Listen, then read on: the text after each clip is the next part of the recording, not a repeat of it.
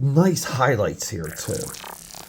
Like Tony, you give all the credit to Tony Daniel to being consistent with this book, getting it out, and giving his collaborators, guys, Paul Mounts on colors, Marlo Elquiza, inker. He gives his collaborators stuff to work with. He gives them texture and ideas and panels and motion and a big panel and 9-panel grids. AKA Padders, welcome back to the channel. Peter A. DeLuca here, AKA Pad 69, and known throughout Philadelphia, PA, Europe, and the vast multiverse as your eclectic one.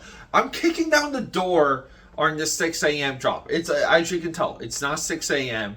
And the reason for that is this weekend, well, not really the weekend, bookending the holiday vacation, going into it and coming out, I had to reorganize and recalibrate the comic book library / collection. The reason for that is the strength of this channel is me being able to present the work or the subject in a particular way, so we kind of get the whole arc and we see all the connective tissue. Tony Daniel and the 10th. Oh, here we go, guys. Sorry here. The 10th. I forgot I had issues 1 through 4 and issue 0 of this. But I've been sidebarring them because Tony Daniel, in my opinion, is of the Top Cow alumni. He really made his mark drawing Witchblade, Tomb Raider. He later goes on, he helps Todd McFarlane with some fill-in issues. And then he snaps it off and just goes on probably, like, I would say, like a 3 to 4 year run of nothing but his own creations. Writing, drawing, collaborating, working with Image Comics, working with Dark Horse Comics. And all of this leads into him becoming one of the architects of the New 52. He did Detective Comics after working with Grant Morrison, which I'm not, like, Grant Morrison's Batman stuff is just stinky to me. It's stinky poo. I believe before DC Comics destroyed DC Comics with the New 52, Grant Morrison had completely eradicated and destroyed Batman with his year-longs arc. It's just horrendous. The character really never came back just in my view. I know we have off-center views here, but Tony Daniel has become a significant writer-artist. So much so, no one really pays attention to it. And these 10th books are somewhat the beginning of that, because the colors, the imagination, the layouts, the shapes, like, he's so good with shapes and form, and it's very simple stuff, and it's frustrating to look at because you're like, well, it's simple, it's not, what is that? But it's not. It's calculated, it's exact. So I was organizing my books, and I just had a good time flipping through these comics. I don't know, I'm excited. I want to share them with you. So we're bumping the original 6 a.m. for maybe another day or something, and then I'm just bringing this one to you. So let's just get into Tony Daniel's The 10th. 0, 1, 2, 3, and 4. And keep in mind, AKA Padders, Tony Daniel, in my view, Top Cow Productions, because he's done impactful work, and he touched Witchblade and Tomb Raider.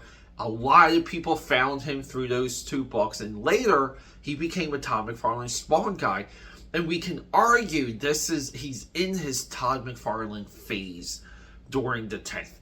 He's maybe not so much impersonating Todd McFarlane, but he has that noodling, he has that like that line work, that detail, that we're like, we can't stop doing this, and it's so much fun to look at. And I just never wanted him to lead this style. He later kind of becomes a little bit more streamlined, right? Guys, we don't like to streamline here. We like bombastic, we like exaggeration, we like our comic books to look giant and fun, and that's exactly what Tony Daniel is doing. So we're not going to go through the story. I just wanted to show this off to you optically through the inocular cavities, and the reason for that is because some of these Some of these episodes, some of these drops we're going to do them twice. I want to do them as I like, just show it off. Here's something cool from the 90s, from the early 2000s. Here's something fantastic.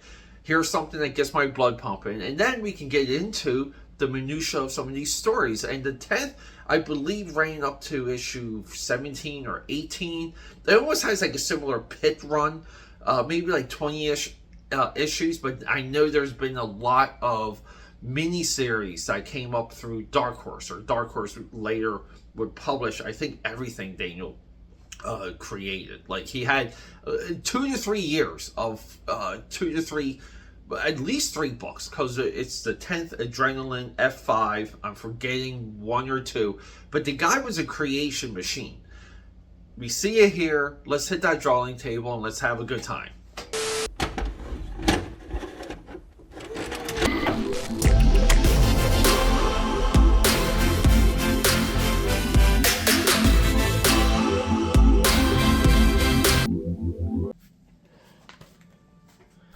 Here it is, AKAPAD. Well, first, before we get into the 10th, say hello to Crip. Crip is our mascot. He might be the mascot for this entire channel, and only trust any individual that believes that the Batman Forever Batmobile is the greatest designed Batmobile of all time. Guys, the 10th issue 4, right here, 10th issue 0, 10th issue 1, 2, and 3.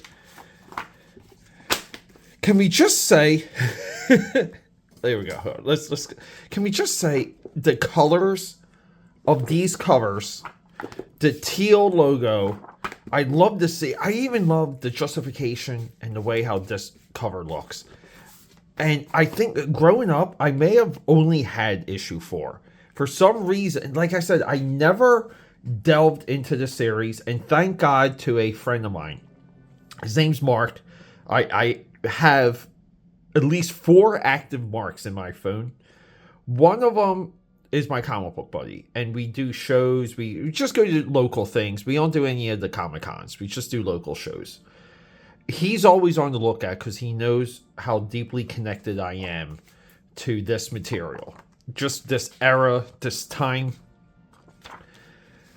And I want to say he's the one that put these in one of my pile, and I may have just bought a pile of books and just not realized these were in here until I was separating my Tony Daniel from all of my books to put into my Top Cow alumni box. Now, what exactly do I mean? But I'll show you that in a little bit.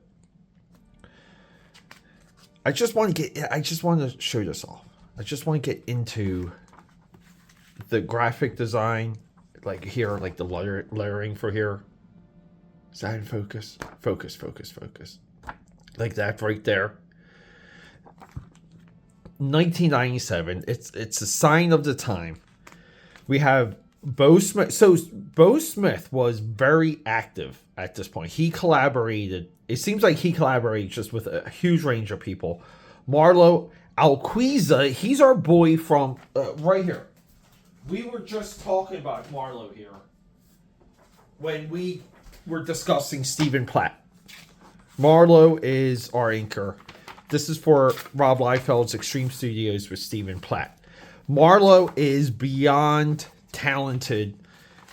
He hits the mark. He understands inking. He understands line work, texture, all the beats of an inker. Does he get any adulation today? No. Does he get it on this channel? Yes. And we have Paul Mounts and Bongo Tone as colors and separations. Paul Mounts. Marvel Comics did a 4-issue prestige format miniseries called The War. He airbrushed that miniseries. He later did the coloring for Jim Lee's Impelled 1992 X-Men trading card set, to what I consider to be the 2nd or 3rd greatest trading card set of all time. Paul Mounts, his colors alone, he sets the stage for a guy named Chris Sotomayor, who really came in with Marvel. He had purple, like orange highlights, purple shadows, JR, Amazing Spider-Man. That's like the focus of that style. But Paul mounts, and we see the colors already.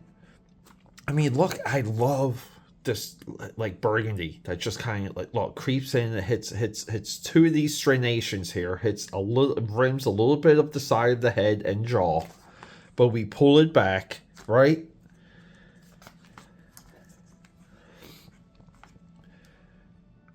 This is fantastic. The teal background, the purple hair.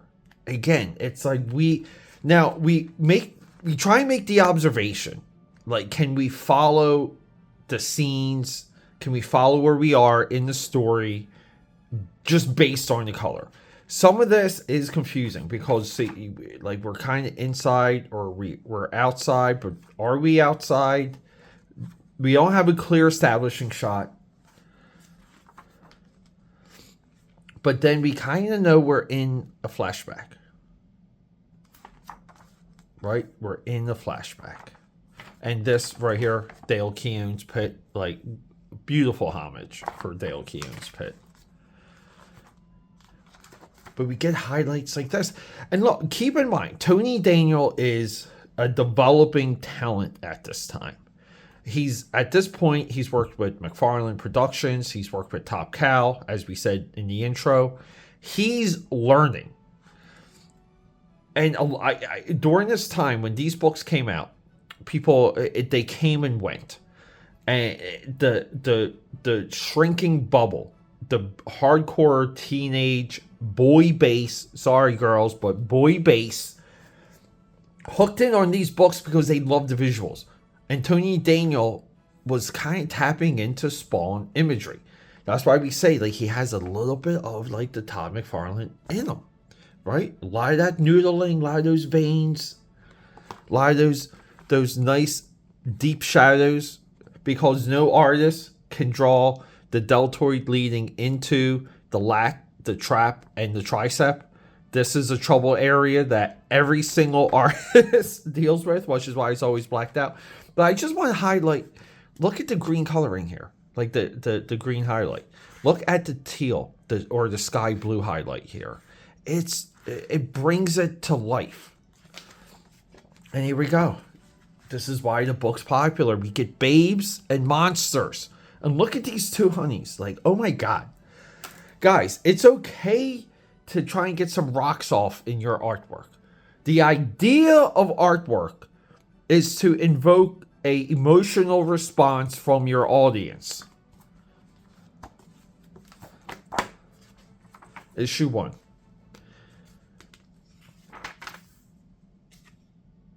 I mean, he's trying. I mean, we do need establishing. I mean, we have an establishing shot here. We need another establishing shot here, which we don't really get, but we get the babe. We get the babe. We get the honey with the tattoos over her boobalas. We get the big dude. We can talk about what the story is another time.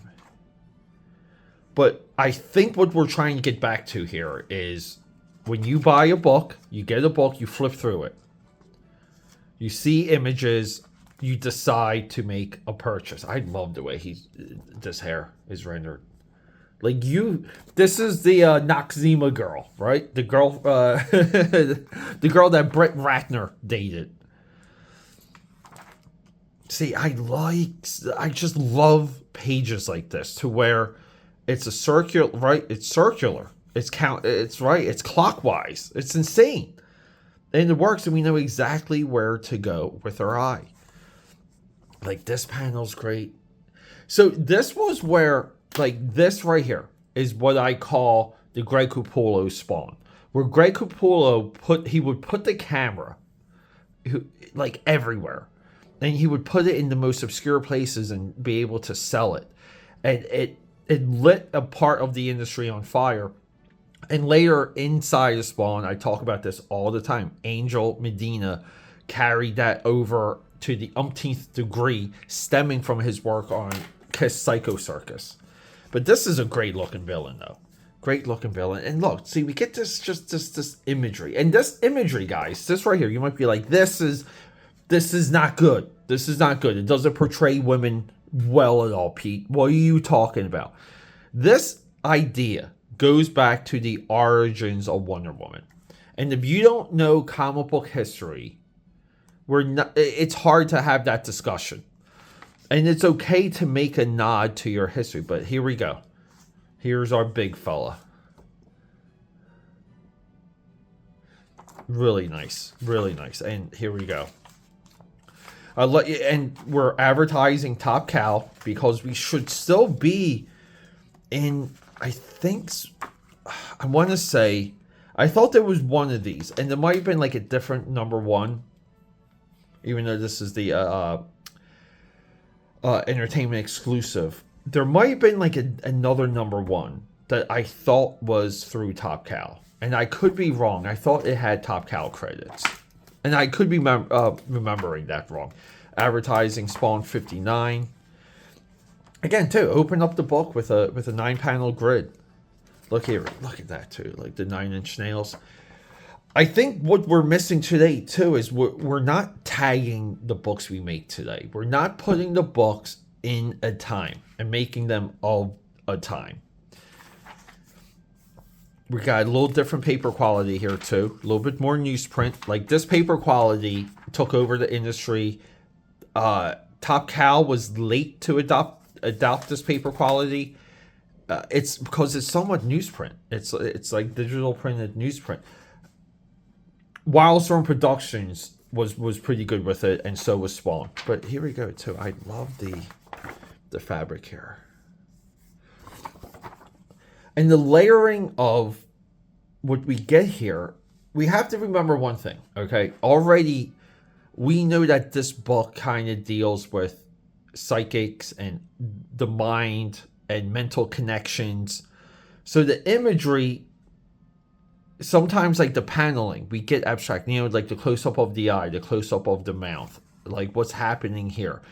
We get these things and it just works so. Because just looking at this page, we know, right? Like we kind of know the attitude of the series. And look at this panel here, just from like a ground level, or what we will call like the worm's eye view.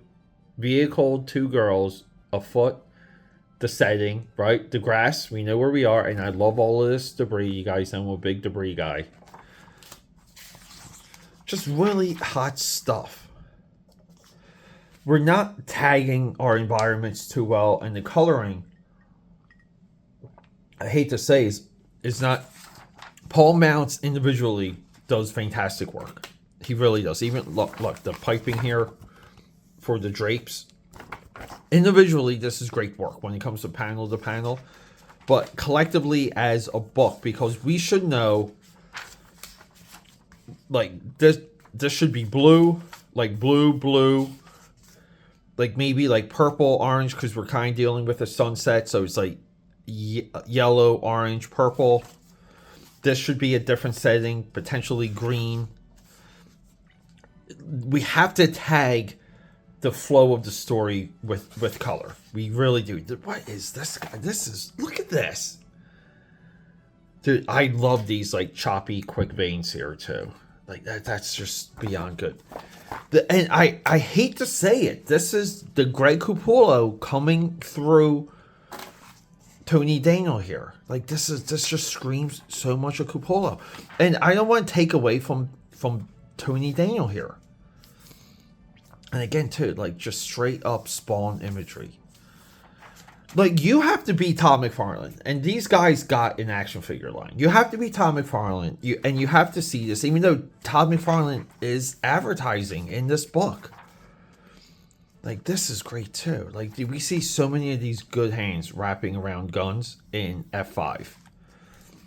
But Tony Daniel kind of became like a babe artist, and he's not credited as drawing some of the best babes in comics or the best big guys. Every single one of these, like I know the series kind of goes on. I don't know if it drags on, but like even here, like come on, like let's sell this book. You're a kid for $2.50. You pick this up from the comic shelf. Maybe you see this and you like this, and you just go, whoa. Mother, right? You're just like, whoa, I need to get this. I'm buying this book. What do you have? The other ones? And that's what comic books need to trigger. It's okay to design a book directed towards one audience. Make a book for one audience. You do not have to make a book for everyone. You know who needs to make product for everyone? I'm trying to get it. Like the movie guys. The guys that do this. You have to make a product for everyone. You have to toyetic. You have to make toys. You have to get Nicole Kidman in the movie. You gotta get U2 to do the soundtrack.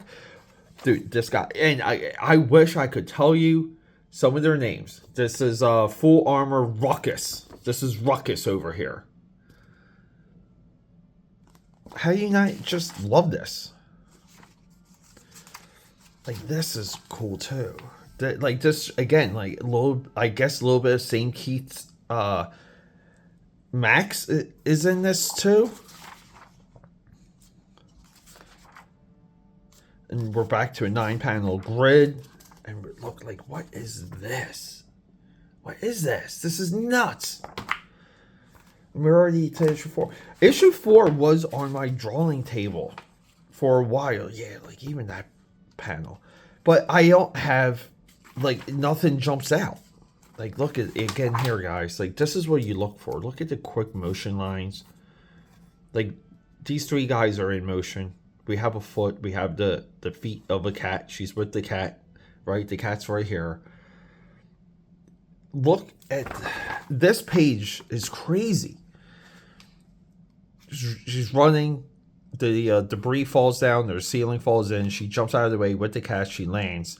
Somehow there's blood. But, you know, we don't know what that's about. Well, I guess there's blood throughout this. Maybe she's bleeding. We don't know what's happening. But then look at this pose. Look at this action and motion and the looseness of the cat illustration. It just hits it. And here we go. Villains beware. We get the guy in the basement that we saw at the end of issue 3. Okay, so he turns into the 10th guy. We have this, like, guys, can we just get back to selling books? Selling books. Nice highlights here too. Like, Tony, you give all the credit to Tony Daniel to being consistent with this book, getting it out, and giving his collaborators, guys. Paul Mounts on colors, Marlo Alquiza inker. He gives his collaborators stuff to work with. He gives them texture and ideas and panels and motion. And a big panel and 9-panel grids. Like, this is cool. I always like that. So he uses this imagery a lot too in F5. But look at this. Like, them on, he has a knack of drawing women on bikes. This is a great right here too. Look at the coloring, the reflection. Really, just beyond good stuff, everyone. So yeah, and then coming in September, ongoing. So maybe the ongoing is about 2 years. So we get an issue 0, 4-issue mini. Oh, trading cards. I didn't even know. Oh, we need to get these. We're going to do a box of these AKAPADers. And to around the time of Dark Child, Randy Queen here. We'll be doing his work on Top Cow Tuesdays for the Cyberforce Origins issue 2 Strike Force, which he illustrates. And this is what I mean about the Greg Cupola. This is one of my favorite Al Simmons pictures ever. They use this for the Spawn Bible. But this, again, too, the positive and negative, the distance, the layering here, it's just amazing. The pose is great. This was really a height in illustration. Like, 97 is a very high-end year. It's not the industry collective year, but I would say 97 might be like one, maybe like 96, 95, 96, 97. Like, the illustration is through the roof. We'll add further analysis. And look at the cat. I'm just noticing the cat here. Judge an artist by how well they can handle animals. Animals and children. Those are your 2. But guys, I just wanted to show this off. I want to read these. I'm going to read these. We're going to go through page by page. Coming soon. Check out these highlights. Rock and roll, everyone.